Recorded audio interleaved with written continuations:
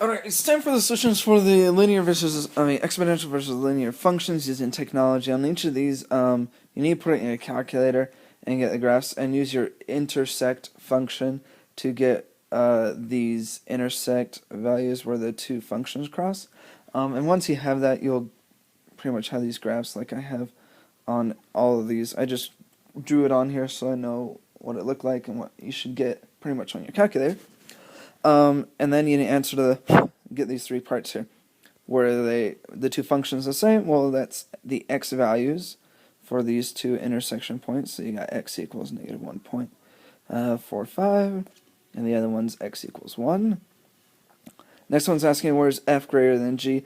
Well, when you have your two intersection points, it splits it into three parts. Everything less than this number, and then everything greater than this number, so greater than 1, less than 1.45, negative 1.145, and then this middle section here, which, when you write it as an inequality, looks like this.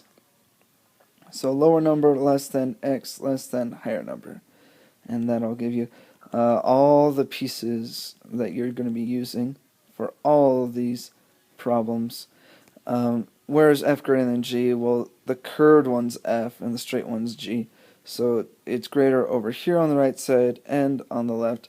So you want all the x's less than negative 1.45 and all the x's greater than 1. And the middle section is where the f function's less than the g function. The curve's below the line. So I'm going to write that down.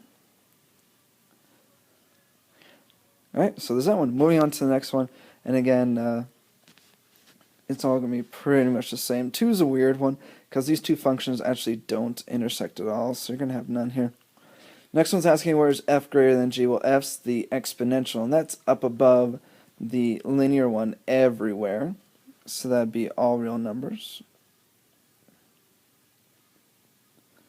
And if it's above everywhere, it's not going to be below anywhere, so you can have like none, or no solution, or whatever negatory response you want there. On 3, it's going to cross the x values of negative 5.98 and 2.5. So those are the x values, negative 5.98 and x equals 2.5. Next part, f. Where's f greater than g? Well, that's over here on the right side and on the left. So you want the x values less than negative 5.98 and the x values greater than 2.5. Here, let me kind of separate that out. And the middle section is where the curve is below the line. So middle section, negative 5.98 over here and 2.5 here. Moving on to 4, we're going to have these x values here of negative 0.8 and 5.71, so that's x equals negative 0.8 and x equals 5.71. F, the curved one, is up above on the sides and not the middle, so that's when x is less than negative 0.8 and when x is greater than 5.71. And in the middle, the line is above the curve, so we're going to write the inequality, compound inequality for the middle. It's 5.71. And that brings us to 5. So we have an x value for this intersection to be negative 5, so x equals negative 5. The other one's over here at 1.74, so x equals 1.74. Next one's asking where's the curve above the line? Well, if you look at over here, the line is above the curve. So actually our answer's going to be here in the middle. Notice the curve above the diagonal line there. So x needs to be between that negative 5 and the 1.74. And then where is the curve below the line? That's over here on the left side and on the right. That's where x is less than negative 5. And x is greater than 1.74. On number 6, you're going to have these two x value, 0.77, 5.3. Whoops. Yes, okay. So those are the x values where they intersect, 0.77 and x equals 5.3. Okay, here in the middle, the line is above, the curve is above the line, so that's where f is greater than g. You're going to write down the middle inequality, so 0.77 and 5.3. And on the left part, notice the line is above the curve, and so that's where f is less than g, because f's the curve. So x less than 0.77, and where x is greater than 5.3. And that brings us to 7. When you graph this one, you're going to have to zoom out a little bit, because the intersection here is not visible if you only have a 10 by 10 window.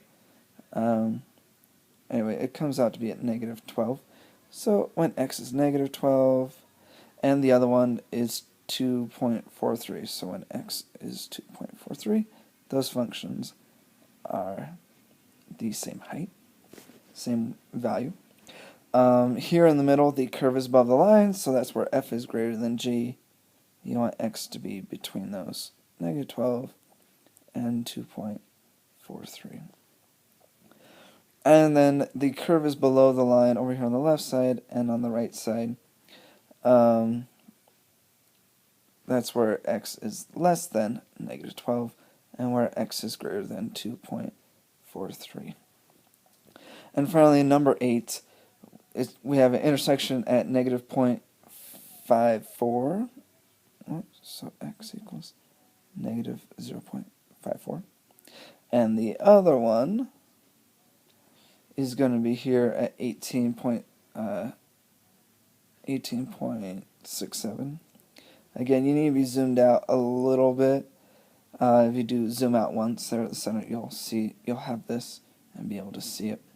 The curve is above the line in the middle, so you want to do your middle compound inequality here. And then 18.67. And then the curve is below the line over here on the left side and on the right side, so you want the x's less than negative 0.54, and where x is greater than 18.67.